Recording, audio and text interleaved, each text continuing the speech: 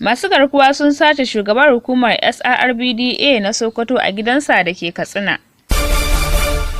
Wasu 'yan bindiga da ake zargin masu garkuwa ne sun sace shugaban SRRBDA na Sokoto a gidansa da ke Katsina.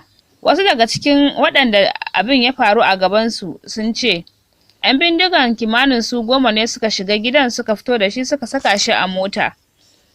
Rundunar 'yan sandan jihar Katsina ta tabbatar da afkuwar lamarin amma ta ce maharansu 6 ne, kuma akwai alamu masu leƙen asiri suka ba su bayani. Wasu 'yan bindiga da ba a san ko su wane ne ba sun sace shugaban hukumar kula da albarkatun ruwa ta Sokoto, Rima River Basin Development Authority, SRRBDA, Labaran Muhammad Dandume. Majiyoyi masu nagarta a garin Dutsen ma sun ce 'yan bindigan sun kutsa gidansa ne da ke rukunin gidajen ma'aikatan SRRBDA a Dutsen ma misalin karfe 11:47 na daren ranar Laraba. Hanna Muhammad daga Kaduna, sashen Hausa na Randawa Media Concept.